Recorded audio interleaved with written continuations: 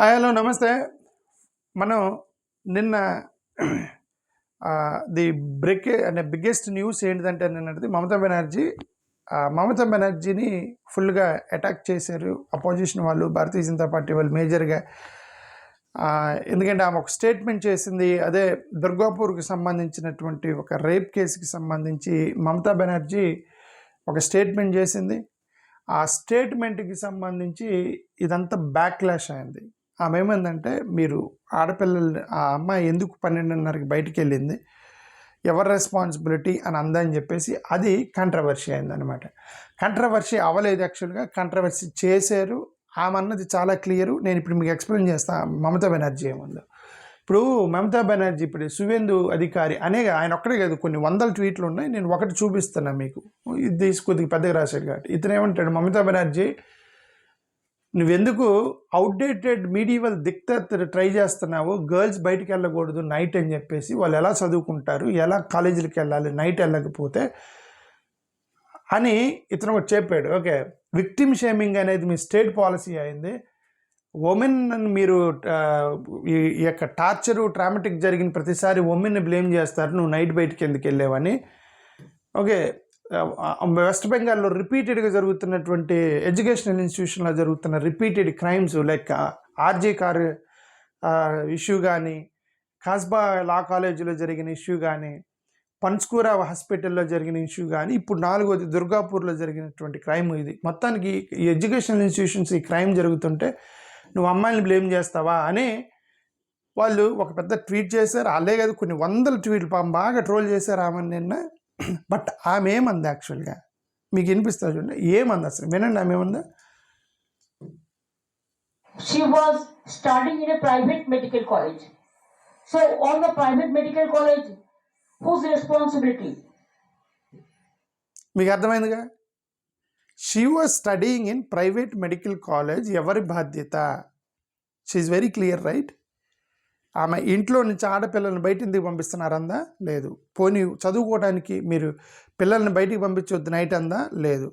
మీరు ఆడపిల్లని మీరు ఉద్యోగానికి ఎందుకు పంపిస్తారందా? లేదు. దేని గురించి మాట్లాడుతుంది? కాంటెక్స్ట్ ఏందండి?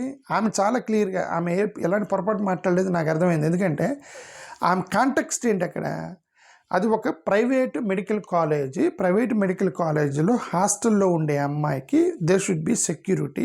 మేనేజ్మెంట్ వాళ్ళు అక్కడ సెక్యూరిటీ పెట్టాలి, గేట్ క్లోజ్ చేయాలి 10 గంటలకే. ఆడపిల్లలండి కాదు, అబ్బాయిలైనా ఆడపిల్లలైనా హాస్టల్లో కొన్ని రూల్స్ ఉంటాయి కదా, మీరు ఈ టైంలో మీరు బయటికి వెళ్ళకూడదని, 10 గంటలకే గేట్ క్లోజ్ చేస్తాము, అందరు రూముల్లోకి వచ్చేయాలి, లైట్లు ఆపేస్తాం, ఎన్ని రూల్స్ ఉంటాయి కదా హాస్టల్ పిల్లలకి. ఆ కాంటెక్స్ట్లో మేనేజ్మెంట్ని అడ్రస్ చేస్తూ చెప్పింది ఆమె.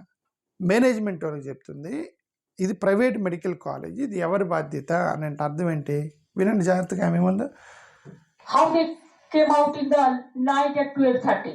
ఎక్కడి నుంచి 12:30కి బయటికి ఎలా వచ్చింది, హౌ షీ డిడ్ అంటే ఎక్కడి నుంచి? ఆ గర్ల్స్ హాస్టల్ నుంచి, ఒక ప్రైవేట్ మెడికల్ కాలేజీ హాస్టల్ నుంచి అమ్మాయి బయటికి ఎలా వచ్చింది అంటే అక్కడ సెక్యూరిటీ ఏం చేస్తున్నాడు? గేట్లు ఎందుకు ఓపెన్ చేసి ఉన్నాయి? ఇది కదా she's talking about irresponsibility of the management.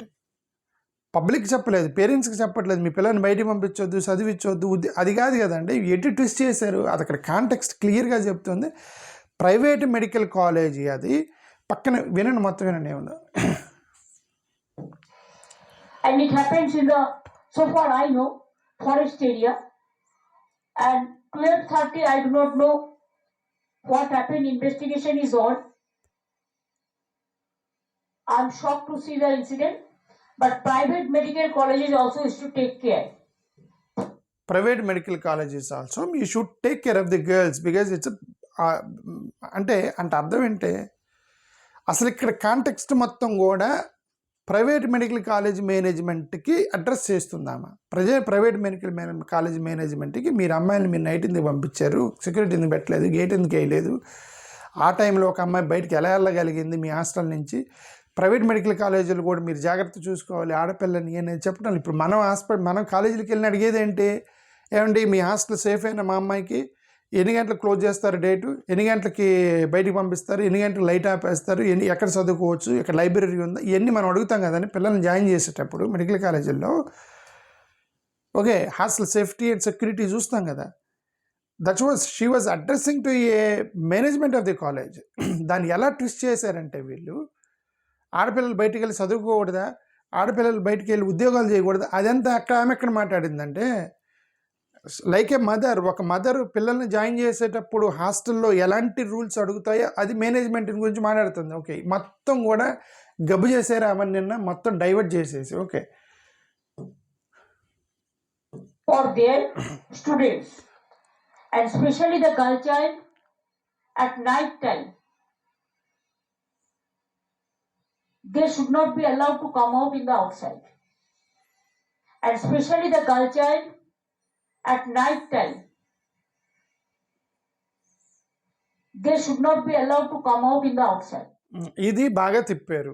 Especially night time girl child should not be allowed to outside అనగానే, ఇది ఆడపిల్లలకి స్వాతంత్రం కోల్పోయింది, ఆమె ఆడపిల్లలకి స్వాతంత్రం లేదు, బయటకు చదువుకోవద్దని చెప్తుంది, ఉద్యోగాలు చేయొద్దని చెప్తుంది, మీరు ఒక దిక్తాక్తి ఇవ్వండి, ఇక నుంచి ఆడపిల్లలు బయటికి రాకూడదని. అదంతా అక్కడ the contextual speech is that she is addressing and she is telling to the private medical college management that girls should not come outside in the night time.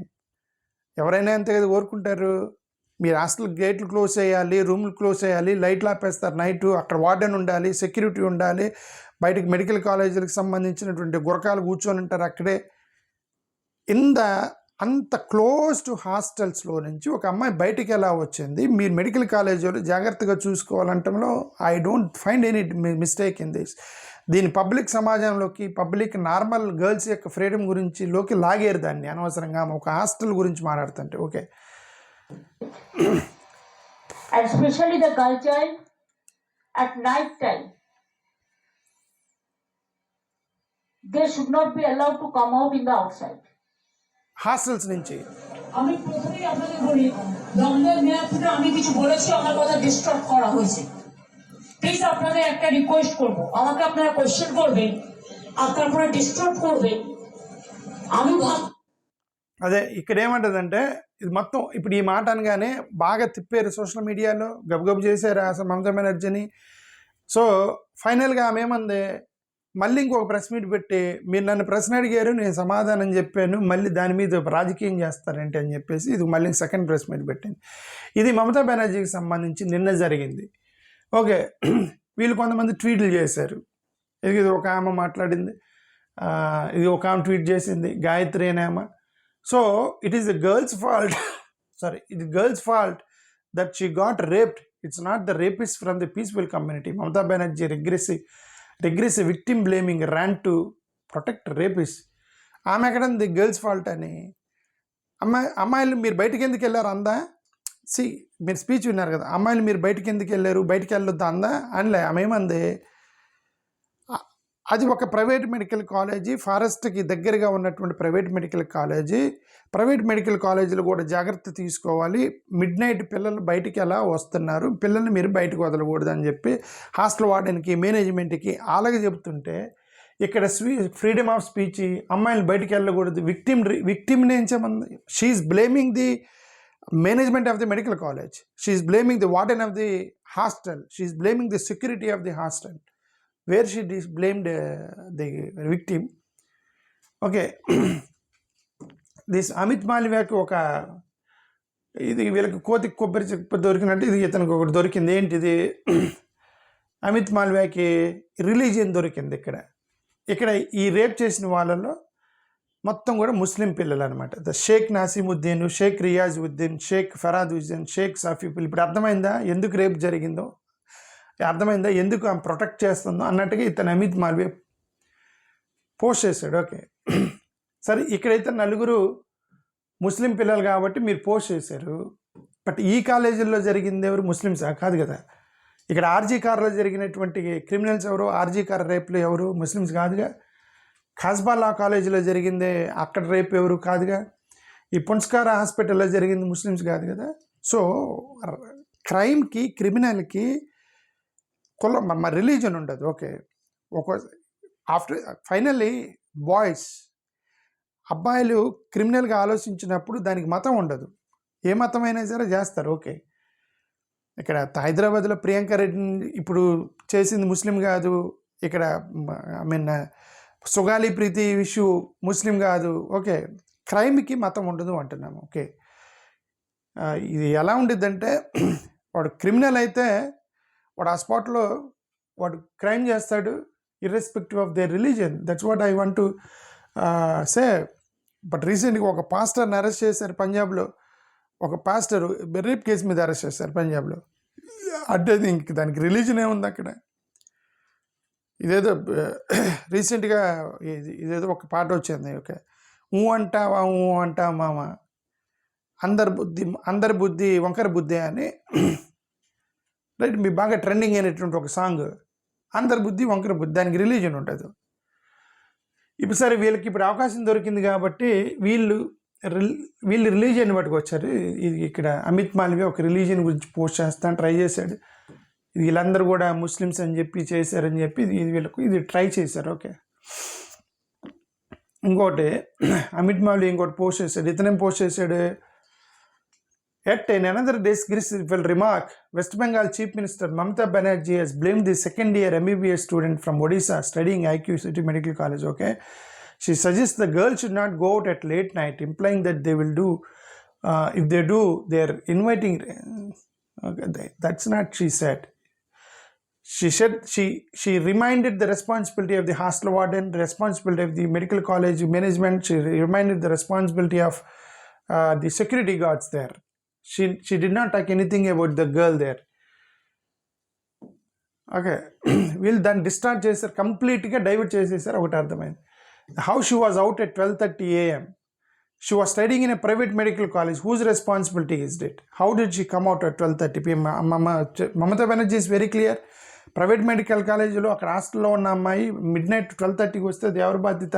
Hostel warden బాధ్యత, సెక్యూరిటీ బాధ్యత కదా. I think she is very clear in her what statement she made. ఇది ఏమాకుడేది దిక్తాతే ఇది మాట్లాడింది. हम पश्चिम बंगाल, भारत सारा विश्व जब आगे बढ़ रहा है, पश्चिम बंगाल मेरे ख्याल से पीछे की तरफ जा रही है. ये शरिया राजनीति चल रहा है कि यहाँ पर అదే వీళ్ళందరూ అందరి మాట ఒకటే, షరియా రాజకీయం చేస్తున్నారు, బయటకు వెళ్ళొద్దన్నారు, దిక్తాక్ ఇచ్చారు, అమ్మాయి చదువుకోవద్దన్నది. మరి హైటెక్ సిటీలో వెళ్ళి ఉద్యోగం చేయొద్దా? హైటెక్ సిటీలో అంటే ఇప్పుడు హైటెక్ సిటీలో ఉద్యోగం చేయాలి అమ్మాయిలు. అది హైటెక్ సిటీ అనేది Hyderabad, Bengaluru, Chennai. There will be hundreds of cameras, hundreds of lights, patrolling పోలీసులు పెట్రోలింగ్ చేస్తూ ఉంటారు. కాబట్టి అమ్మాయిలు నైట్ డ్యూటీకి వెళ్తుంటారు. 1 o'clock 2 o'clock కూడా వెళ్తూ ఉంటారు ఆడపిల్లలు, ఓకే, జాబులకి. బట్ ఇది క్లియర్గా అది ఒక హాస్టల్లో అది కూడా ఫారెస్ట్ ఏరియాలో ఉన్న హాస్టల్లో అమ్మాయి బయటకు ఎలా వచ్చిందని మాట్లాడితే దీనంతటికి సంబంధం లేదు కదా. అమ్మాయి సాఫ్ట్వేర్ కంపెనీలో ఉద్యోగం చేసి దానికి సంబంధం లేదు కదండి.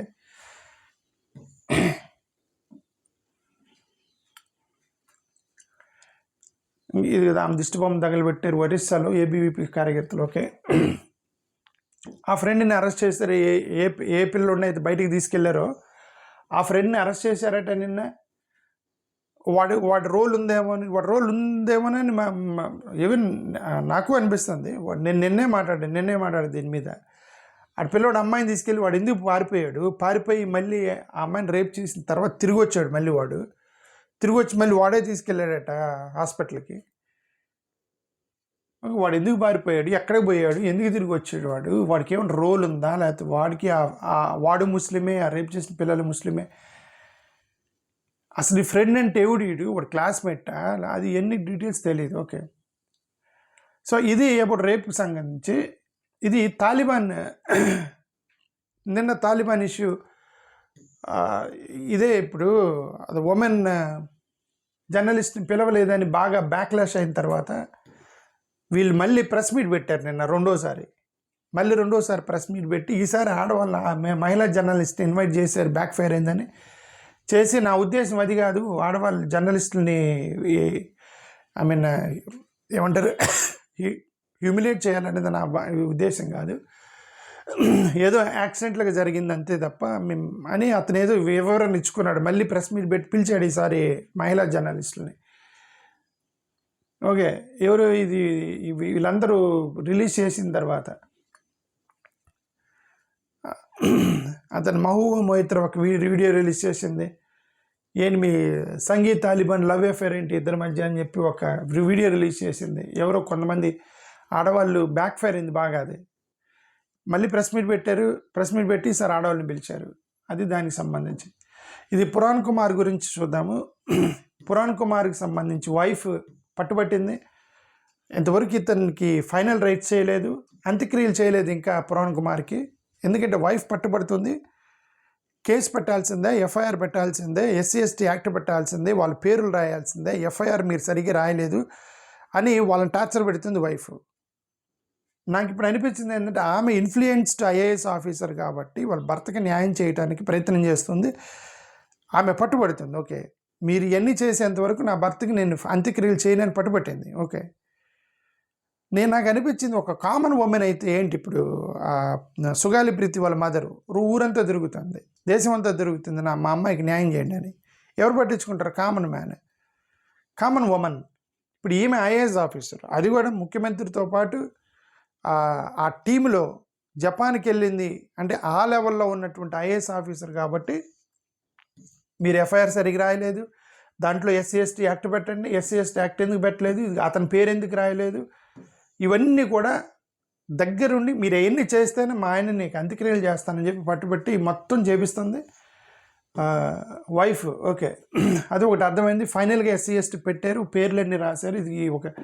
ఇతను ఒకటి సస్పెండ్ చేశారు.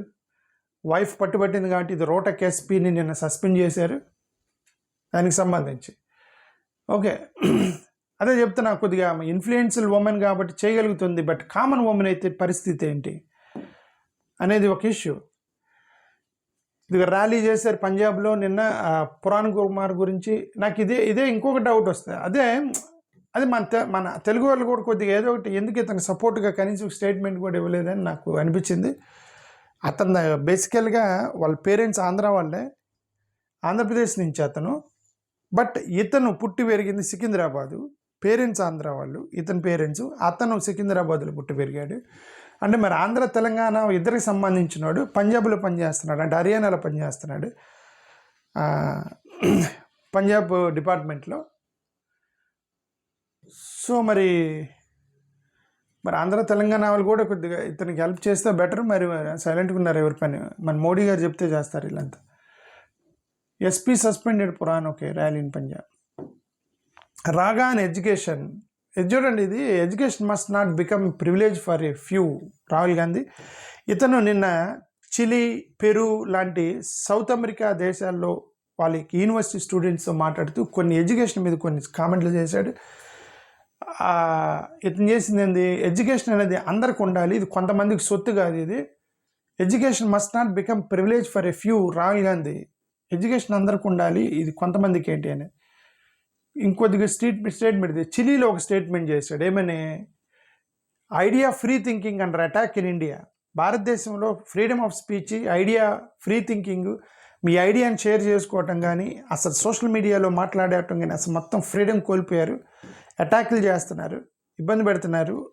So there is no freedom of speech అని చిలీ యూనివర్సిటీ స్టూడెంట్స్తో కూర్చొని మాట్లాడాడు. మళ్ళీ ఫారెన్లో కూర్చొని ఇండియా గురించి మాట్లాడతామని అది ఆ గొడవ మళ్ళీ లేచింది నిన్న. Okay,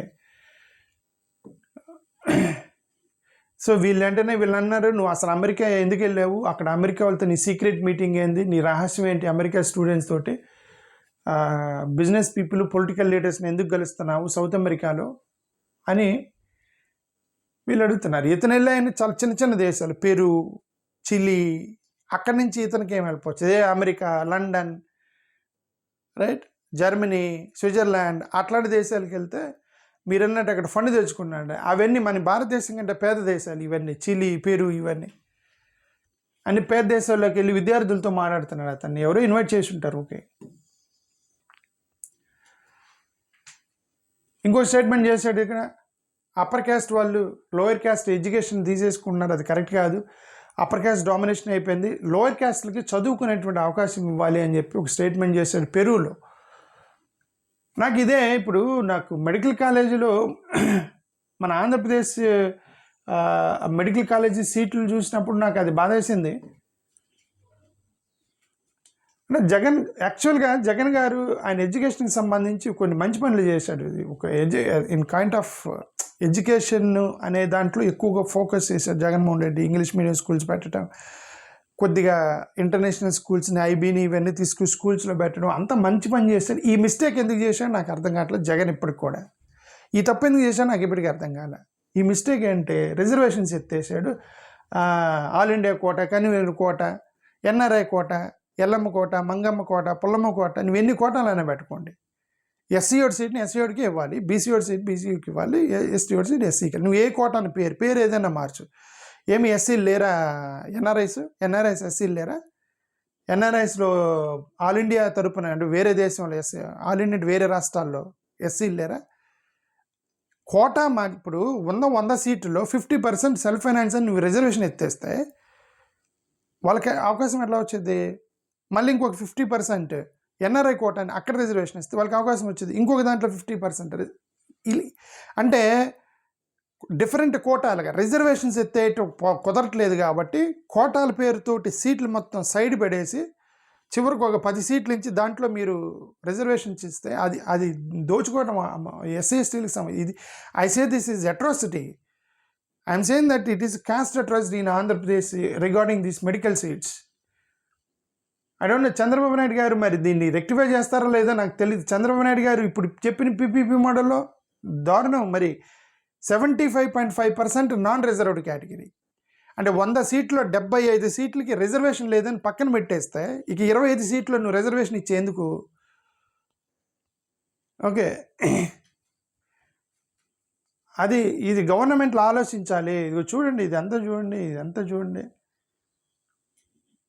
50% should be reservation category. ఇప్పుడు ఆ 50% కూడా ఎత్తేస్తా అన్నాడు ఇతను. రాహుల్ గాంధీ అని ఏమన్నాడు?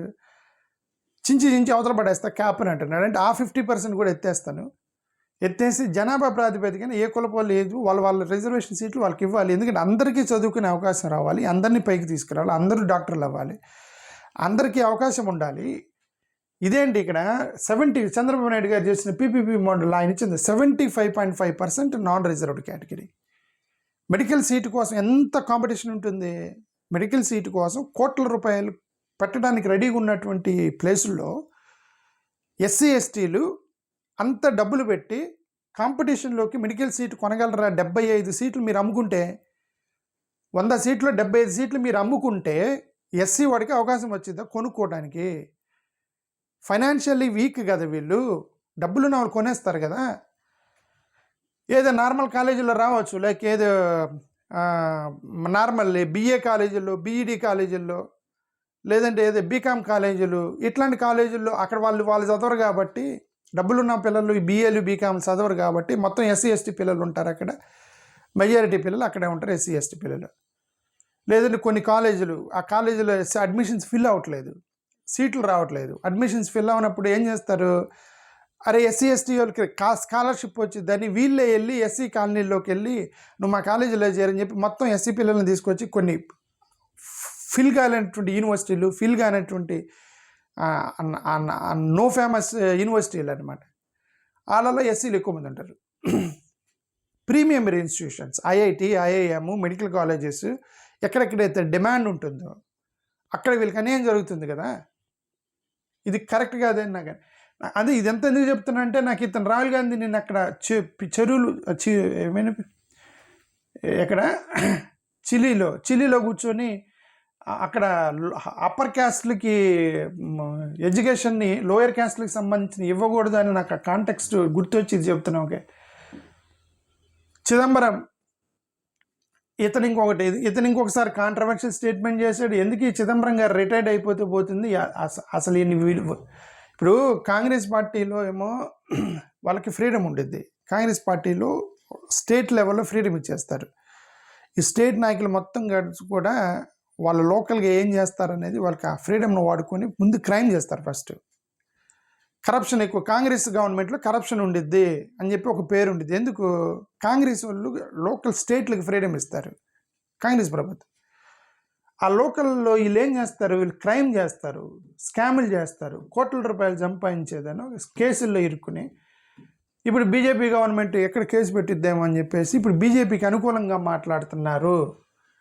కాబట్టి ఈ చిదంబరం ఇలాంటివి చేస్తున్నాడు అని చెప్పేసి ఇతను ఎవరో ఒక కామెంట్ చేశాడు. ఇదిగో చూడండి, pressure because of criminal case. Chidambaram వీరందరు స్టేట్మెంట్లో కూర్చొని బీజేపీకి అనుకూలంగా ఇందిరాగాంధీని తిడుతున్నాడు, అది తప్పు ఇది తప్పు అని చేస్తున్నాడు, అతనికి క్రిమినల్ కేసులు ఉన్నాయి, బీజేపీని ప్లీజ్ చేయడానికి ట్రై చేస్తున్నాడు అని చెప్పి కాంగ్రెస్ వాళ్ళు ఫస్ట్ టైం తిప్పికొట్టారు అతన్ని. అతను కాంగ్రెస్ వాడే, వీళ్ళు కాంగ్రెస్ వాళ్ళు ఇప్పుడు నీ క్రిమినల్ కేసులు తప్పించుకోవడానికి బీజేపీకి దగ్గర అవుతున్నావా అని చెప్పేసి వీళ్ళు చిదంబరం ఇంకొకసారి ఇరికిచ్చాడు వాళ్ళని, రాహుల్ గాంధీని అనుకోవాలి. Okay, it seems the top management Congress leadership is very upset with Chidambaram operation blue star remark. ఆర్టీఐకి సంబంధించి చూద్దాము. కొన్ని ఆర్టీఐకి సంబంధించి 20 సంవత్సరాల ఆర్టీఐ ఇంట్రడ్యూస్ చేసి 20 సంవత్సరాలు అనేటువంటి సందర్భంగా రైట్ టు ఇన్ఫర్మేషన్ యాక్ట్ సందర్భంగా వీళ్ళు కొద్దిగా ప్రెస్ మీట్లు పెట్టారు కొంతమంది. ఈ జార్ఖండ్ వాళ్ళు అన్నారు ఇది మీ ఆర్టీఐని మీరు మొత్తం నీరుగా చేశారు.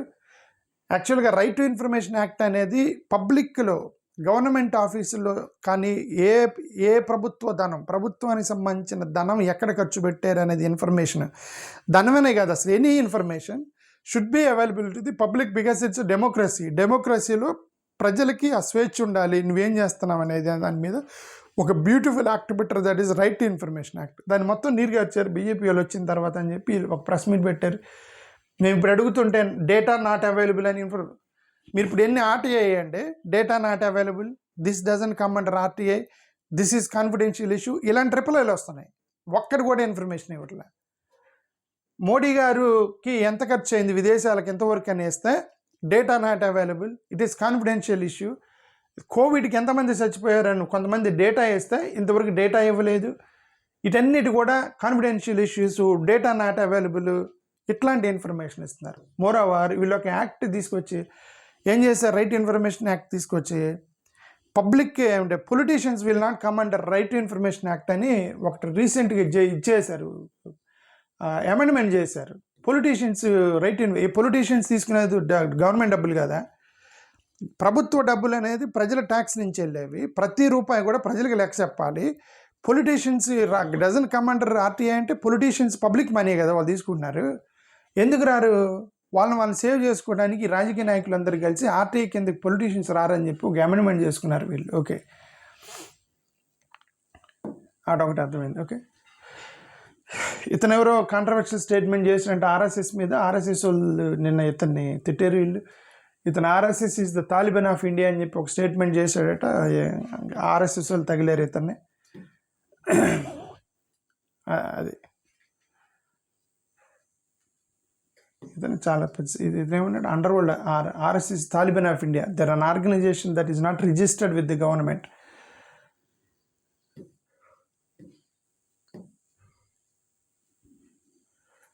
అది సంగతి. అతను ఏదో స్టేట్మెంట్ చేశాడు. ఓకే, ఆ రైట్ టు ఇన్ఫర్మేషన్ యాక్ట్కి సంబంధించి 20 years of act Mallikarjun Kharge ఇతను కూడా అదే అన్నాడు. లాస్ట్ 11 సంవత్సరాల నుంచి మోడీ గవర్నమెంట్ సిస్టమేటికల్గా ఆర్టీఐని మొత్తం చంపేసింది.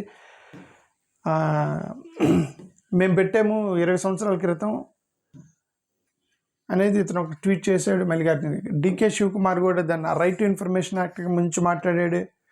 20 సంవత్సరాలే మేము ఆ రైట్ టు ఇన్ఫర్మేషన్ యాక్ట్ క్రితం 20 సంవత్సరాల క్రితం ఇంట్రడ్యూస్ చేస్తే RTI has been consistently eroded, weakened independence and increased executive influence by treating clinical public data as private. This undermines public audit and scrutiny. ఇది డికే శివకుమార్కి సంబంధించి ఆర్టీఐ మీద చేసిన statement. ఇంకొక అతను మహారాష్ట్ర వాళ్ళు కూడా ఆర్టీఐ గురించి మాట్లాడారు. వీళ్ళేమంటారు, మహారాష్ట్ర కాంగ్రెస్ వాళ్ళు ఇదే right to information by keeping this post information commissioner vacant, refusing to share public data. Okay, information ఇవ్వట్లేదు, ప్రైవసీ అంటున్నారు, డేటా నాట్ అవైలబుల్ అంటున్నారు, కాన్ఫిడెన్షియల్ అంటున్నారు, కానీ ఇన్ఫర్మేషన్ మాత్రం ఇవ్వట్లేదు. రైట్ టు ఇన్ఫర్మేషన్ యాక్ట్ని చంపేశారు అనేది వీళ్ళందరూ ఎక్కువ కూడా. ఓకే, థ్యాంక్ యూ, నమస్కారం.